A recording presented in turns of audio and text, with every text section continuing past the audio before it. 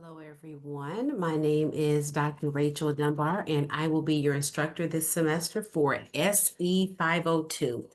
I usually do a video every semester so I can go through the course and explain it. I definitely want to do that this semester because this will be the first time that we are exclusively using Ultra. And I want to be honest, it is new to me. I've always used the original or the traditional Blackboard program, but they are making everyone transition their courses to Ultra. So I want to walk you through this, and we'll actually be learning how to use Ultra together. However, the content will still be familiar. So just want to kind of go through these things with you. To introduce myself, I want to let you know what my background in education is. I have taught at almost all of the grade levels. At the grade level for primary, middle school, and high school, I have taught second, third, fourth, fifth, seventh, and eighth grade. If I'm not mistaken, I think I've taught pre-K. I have to think back to it. I have supervised at all of the grade levels. The areas where I have taught are New York, Georgia, and Alabama. I have also taught internationally in Asia and Australia. You will often see me discuss things that deal with international education because I have a true passion for that.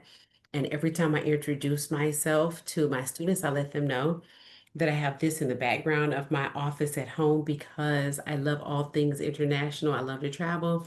And I have now officially set foot on all seven continents. Really excited about checking that off of my bucket list. I'm going to share my screen with you.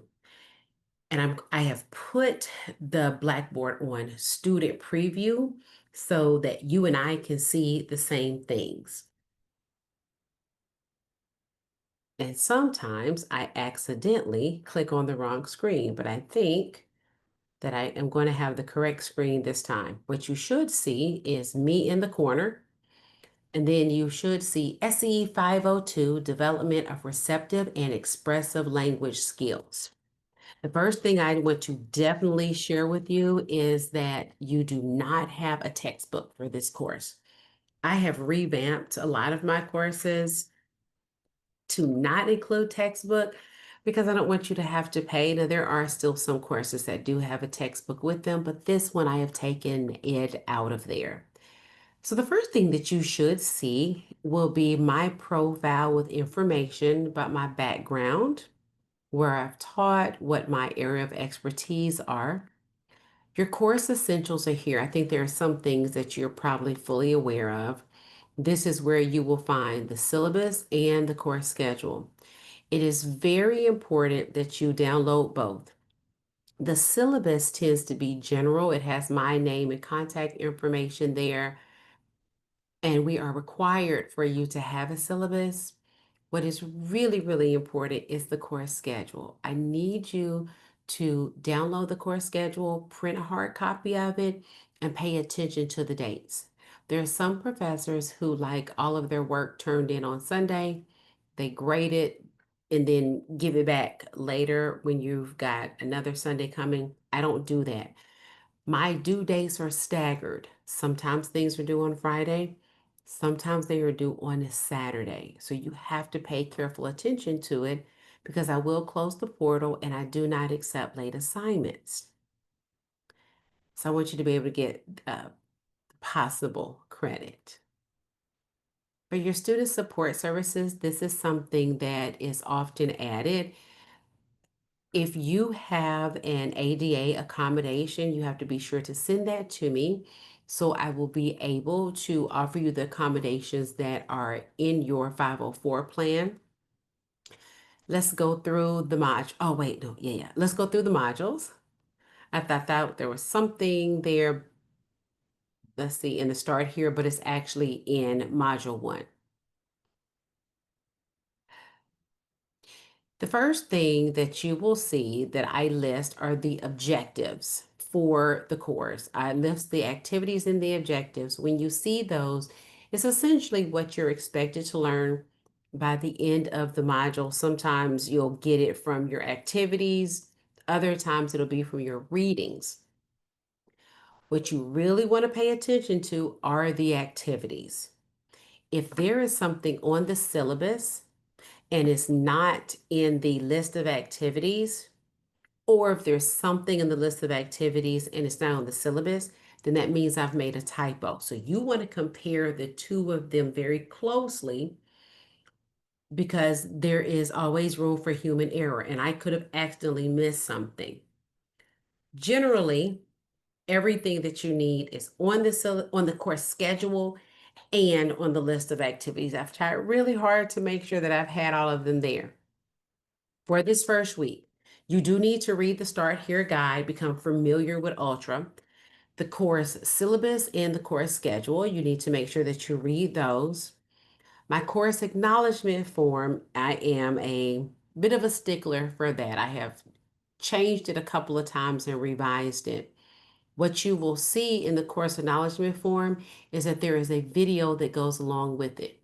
You can only get partial credit if you do the form, but not the video, or if you do the video and not the form. It is important that you complete both. You'll have an introduction and you have your first assignment.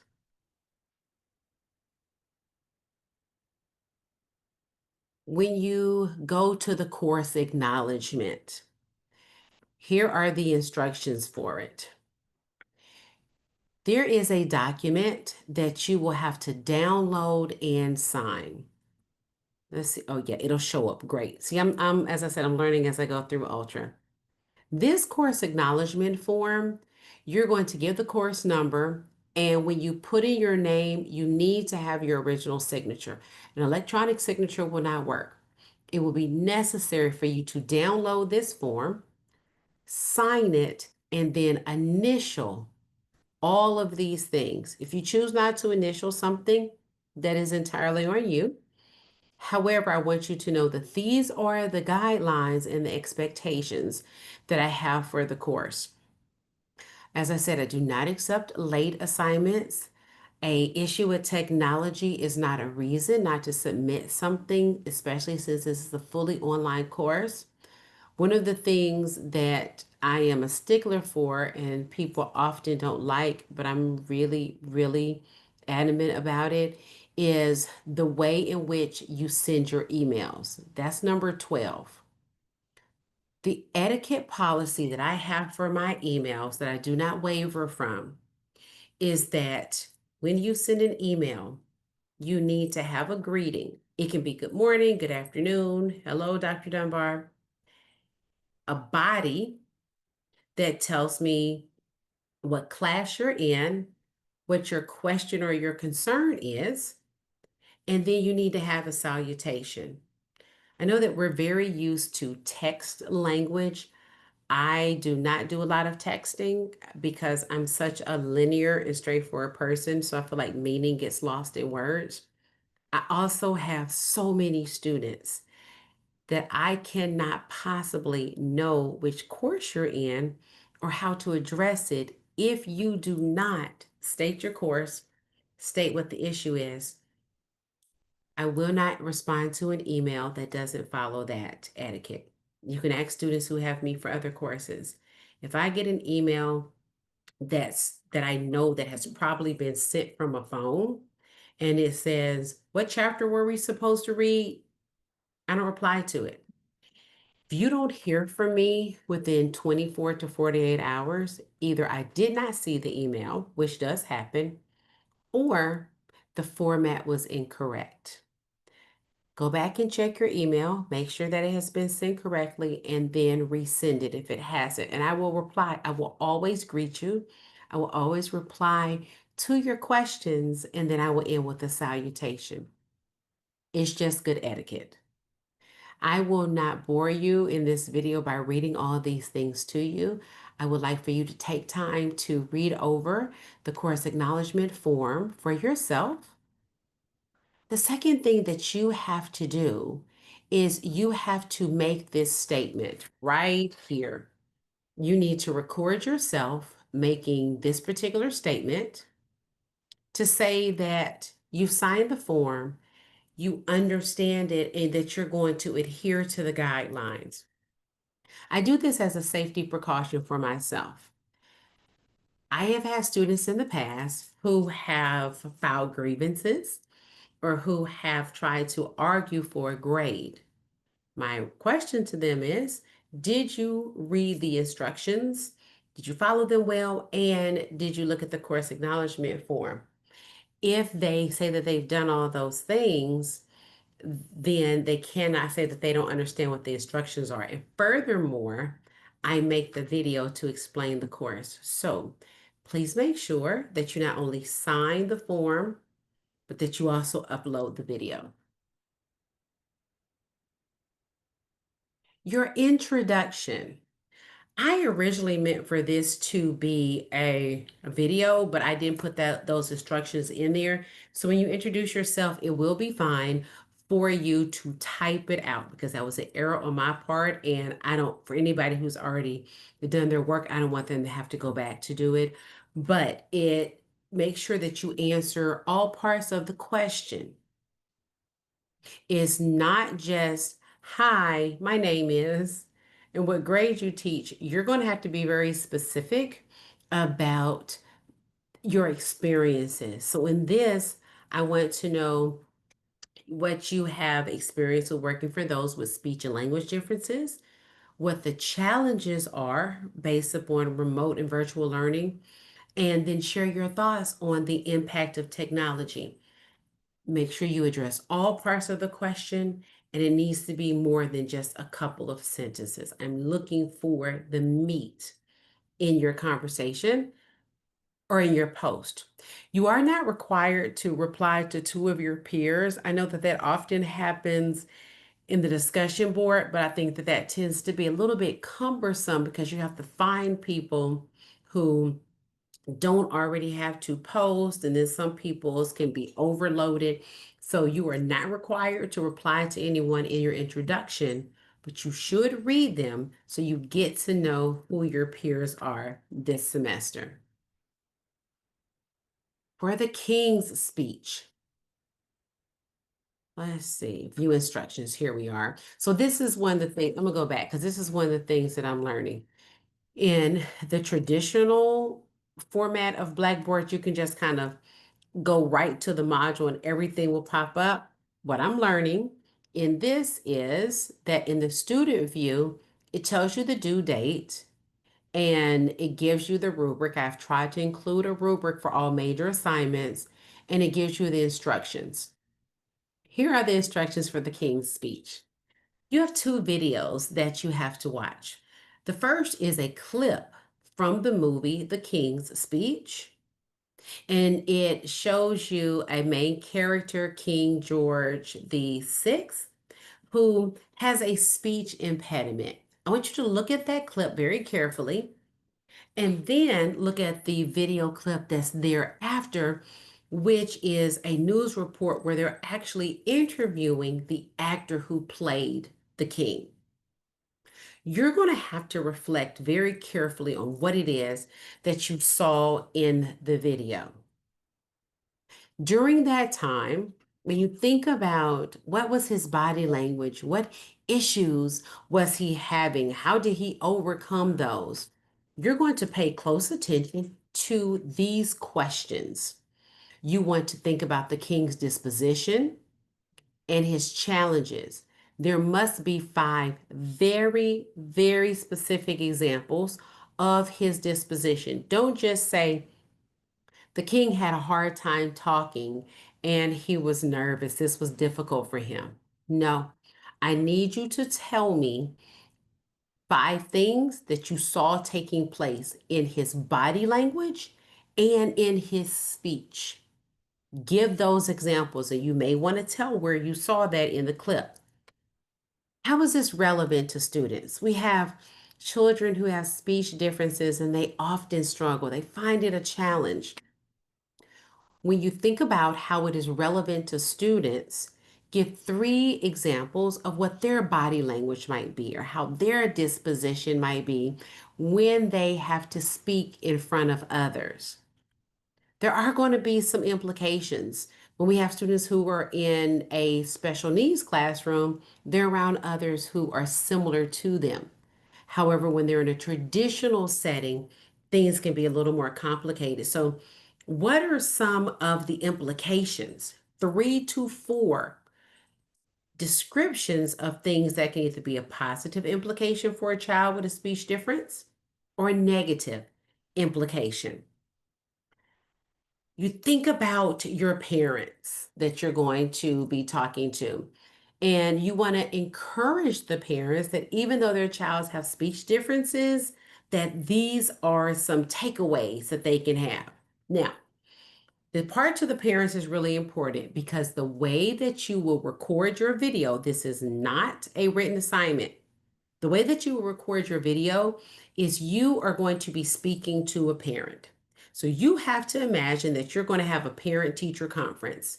And during that parent teacher conference, you are going to speak as though it's actually a parent. Good afternoon, Mr. and Mrs. William. Thank you so much for coming. I wanted to have a conversation with you about your daughter, Kennedy. And then you go into addressing these things. So it may be, I happened to see a movie this weekend called The King's Speech, and he had a speech difference. So I'm kind of leading you up to how you need to start. You need to pretend that you actually are in a conference. So your professionalism is important. I will be grading you on that. Please do not wear very casual clothing. You should not have on a jogging suit. You should not be on your couch talking like this. You should not be leaning back. It should be, sorry, it should be as though you were in your classroom having a conversation with the parent. I want you, or parent or guardian, I want you to mimic that. You're not talking to me, you're going to be talking to the parents or guardians. Your video needs to be at least 5 minutes because in order to get all of this information in, you cannot do it in 2 minutes. You also should not exceed 8 minutes. Think about how you can get all of this information in a 5 to 8 minute block. You can go above 5 minutes to 6 or 7, but you should not go above 8.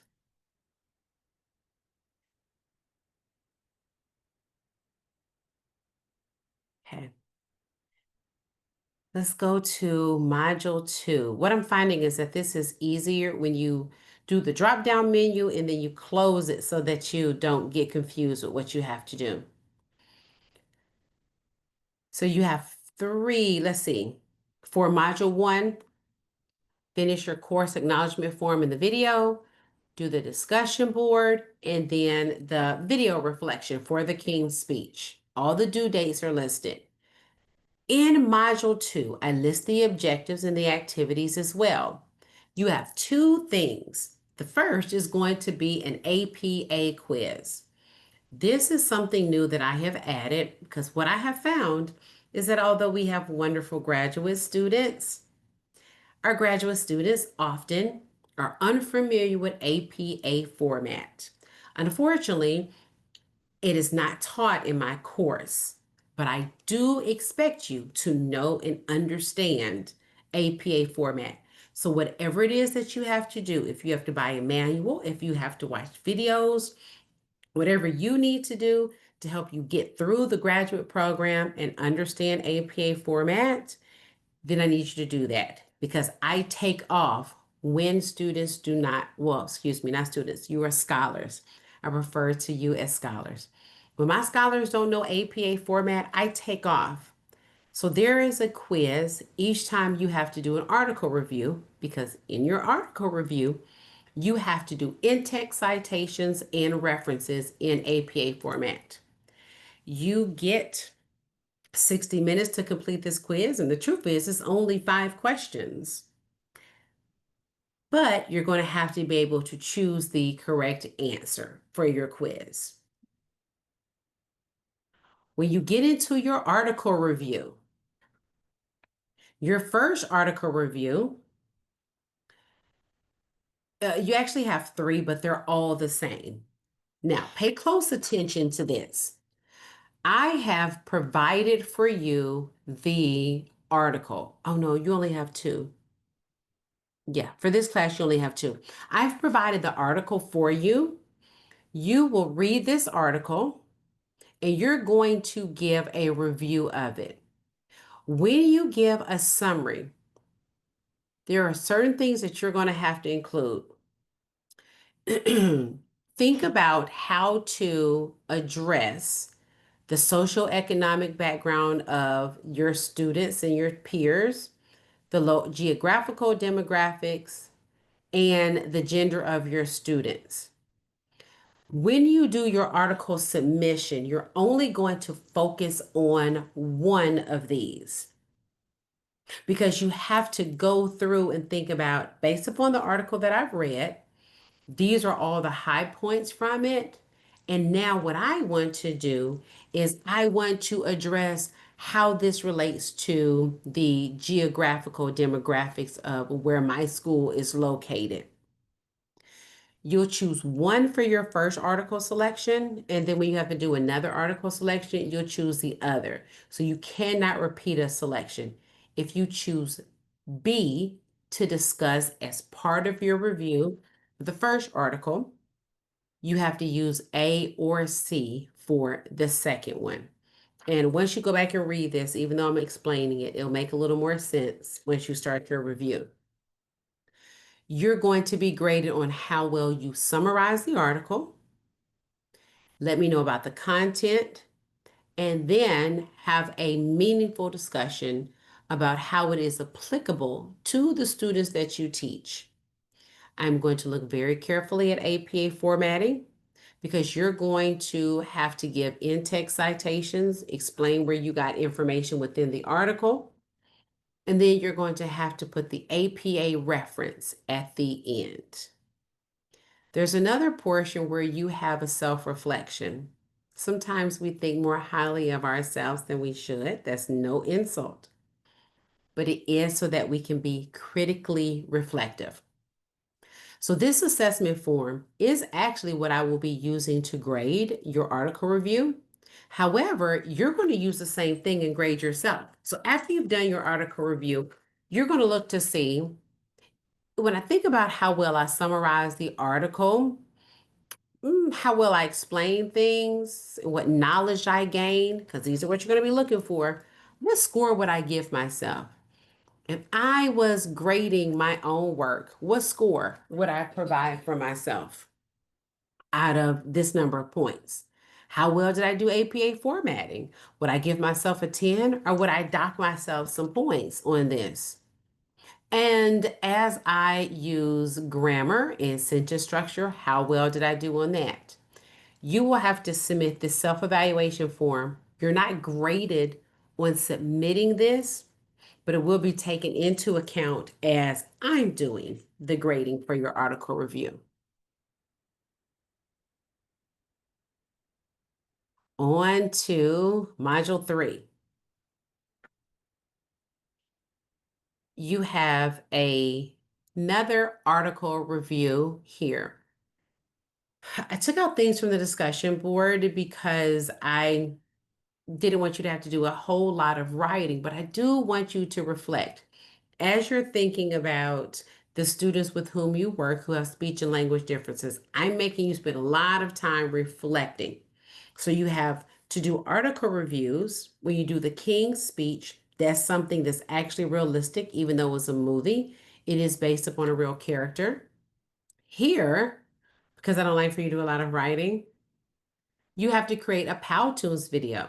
Now, that may not be something with, oh, you know what? Let me stop for a second. I want you to actually see what the rubrics look like because I put your rubrics in so you'll know how you're being graded before you actually get started.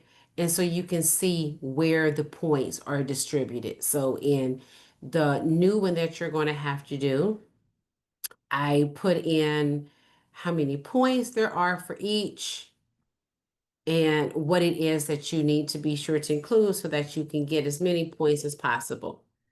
The instructions for this one is that you are going to have to read an article. Your article is here on sequence text structure intervention. After you've read that article, you are going to consider that you have some learners who are visual learners. And what you will do is you're going to create a short, informative video that is going to summarize the article. My preferred format is Powtoon. You can use Canva Video or Adobe Express, but you're not doing a slideshow presentation. You are making a video. That means that there needs to be words. You can do a voiceover, or you can have an automated, a simulated voice come in. But there needs to be movement. I do not want a slideshow. I cannot emphasize enough. I don't want still photos or still videos, not still videos. I don't want a slide deck. I want there to be movement in it. And Powtoons allows you to create cartoons. Canva Video also allows you to do that. You need to have, as it says here, visuals, narration, and animation so that your presentation is as enticing as possible. You will submit that here. And what you are summarizing for someone who doesn't know anything about text structure is what are the key takeaways from the article. There are some major themes and things that people need to know about text structure. You need to make sure that you are not copying and pasting information from the article, but rather that you're using your own words. You want to use layman friendly terms and try your best to show how strongly you understand the content. After you've addressed the high points in the article, you want to make recommendations for educators. So there should be a minimum of 2 specific suggestions on ways that educators can go back into their classroom and use the information from the article to help their students. You also need parent recommendations. Parents love for educators to tell them ways to help make things easier at home. So, what are recommendations that you can give parents? This interactive video needs to be at least 3 minutes long. Please do not pay for any program. The free version of Powtoons, I believe, is 3 minutes. Canva should be free. You should be able to have an educator account. You do not want to exceed the 3 minutes, but you do need to make sure that you have everything possible in there. And that's all you have for Module 3. Just the article review that is a animation. When we go into Module 4, you have yet another APA quiz and an article review. This looks the same as it did for the first APA quiz and the first article review.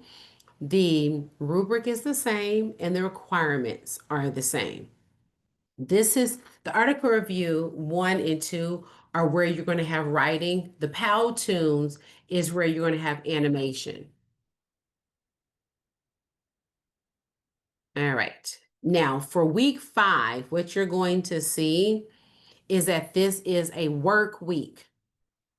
What I want you to do is once you watch this video, I need you to go ahead to Module 6 to look to see what is required of you. Please do not wait until Module 6 for that week to get started on this because you need time to complete your school and community services project. I intentionally did not put anything due during week 5 because I want you to start working on your project and have time to submit it. Your final project, you'll see there's not a week 7 and 8. The reason why there's not a week 7 and 8 is because of the number of students that are in the course. Once you submit your final project, I need time to grade it. So you're going to submit your project during week 6 and I need to take that last week and a half to grade everybody so I can give you feedback. Oh, that says hidden from students. Oh, I'm telling you, I'm so glad I'm looking at this because I need to open that up. You should be able to see it. All right, I will fix that for you. So this is graded with a rubric. Make sure that you click on the rubric so that you'll know how you are graded, what the number of points are, and then here are your instructions. You are essentially creating a resource guide for parents. And this kind of spills over from what you've done with the King's speech. You're going to think about the king dealt with a lot of things, but what resources were available to him? Your parents and your guardians want the absolute best for their children, but sometimes they don't know what's available. They're just expecting that you're going to provide that for them. And you can't provide everything at school. Some things are at school, some things are going to be out in the community. You will start by sharing with them the things that are included at your school. Whatever resources that you have that are going to be beneficial to your students with special needs and with speech and language differences, you're going to include those. You may not include IEP plans, 504 plans. You may not say that a school counselor is available or the school nurse. The reason why you cannot do that is because even though not all schools have a counselor or a nurse, those tend to be standard human resources. An IEP plan and a 504 plan is what is offered to students by the state. It is going to be a given. That is not something special. So you have to think about if I consider what my school has that is unique to my school, that I have an occupational therapist, that I have a speech and language therapist on site, or I have someone who comes to the school, that we have assistive technology, not a smart board. Most classes have smart boards, but maybe you have students in the school who are hearing impaired, and your school district has invested in a particular listening device for students. Those are the type of resources that you can say are available at your school. If you do not have special resources at your school, you need to state that. You can say we have one resource, but we don't have three, or we have no resources and our school could use some in particular. What you then have to do is indicate what three resources would you request. If your principal came to you and said, I have a meeting at the district and I need to make a recommendation of some great resources that we can use with our leftover funding, you need to think about what can my school really, really use. Once again, don't say a Promethean board because most classrooms have a smart board. What are some tools that you could possibly use? Or if you were going to offer salary to someone, what human resource would you want to come in? So you're going to have slides that have that information on them, either the resources that are there or the lack thereof. For your community services, think about what can be of use to parents that are in the community. The parents may not know about it. I would not put down the YMCA. I would not put down, let's see, Wait, no, you could use United Way. Yes, you can, because sometimes the United Way will offer special services. But I want you to think very carefully about if your students need mental health therapy, if they need tutoring, what are some human resources that are in your area that your parents can use? Do not look for something that is over 15 miles from your school address. Think about specifically where your school is. And the reason why you cannot do that is because you have parents who depend on public transportation often to get their children to school. If they don't have a car to get their babies to school, then it's likely that they won't have a vehicle to get their children to a location that is 20 or 30 miles away. I know that I wouldn't want to drive that far to get services for my son, even if he needs them. I really wouldn't want to drive that far because it's not convenient. There was a time where I wanted my son to have therapy, and someone recommended a great therapist, but I had to drive to Birmingham for him to go see that therapist. It was so cumbersome. I had to get fight through traffic. It was off the beaten path. So that just wasn't a good resource for me, no matter how good that therapist was. You need to come up with four community service resources for your parents and guardians in your area. Each resource should be a separate slide. The same way for each resource in your school, it needs to be a separate slide. Please do not crowd everything onto one slide. And that's because you're going to need details. Each slide with the resource is going to have to be a separate slide so that you go into the details about what those resources are. Find four books that parents can use for their children. Two need to be entertaining, and two need to be informative. What I have seen in the past is that people will just Google books. And then I end up with a lot of presentations where everybody has the same book. Now, you're not going to know what your peer has chosen as a book, but you have more likelihood of having a different book than what your peer has chosen if you use certain buzzwords when you do your Google search. You must provide a photo of the book, the title, the name of the author, and a detailed summary. This is so important. Don't just go in and copy and paste whatever you found online for the summary. When you read the summary, go back and explain it in your own words. Put on your your PowerPoint, put in your presentation how you would explain it to a parent or guardian. Each of your books should be on a separate side. Make sure that this is a slide presentation that is viewer friendly. Your slides should not be really dense. So you don't need to have a huge paragraph of information on one slide and then it's difficult to read. Try to spread out that information. And I'm okay if you have two slides for one particular thing. But don't, so like if you give a summary of one community service, if it takes two slides to give all the information that you need, then use two slides. Because you also have to tell the location of that community resource, how far it is from the school, the operating hours. If you write tiny, then it'll get all on there. But then it also becomes difficult for me to view. Make sure that you have graphics that are going to draw my eye into the presentation. Whenever possible, if you can get a real image of the resource, you need to put that on there. You can use clip art, but when you can use a real graphic, be sure to include that. I will be looking at grammar and sentence structure. And this is your final project. So make it count. Do everything possible to get the points. Let's see. Did I show you the rubric for this? Yes, we do have a rubric. I've given the instructions. So this gives a breakdown of the points that you're able to earn. I'm going to stop sharing my screen.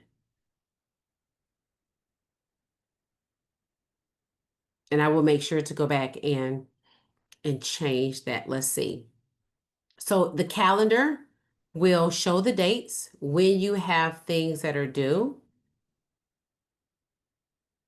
It's going to show you. So for instance, you don't have anything due until the 22nd, but there's two little dots right there. So it'll tell you that you do have two things. You're going to view those events and everything is due by 11:59 Central Standard Time.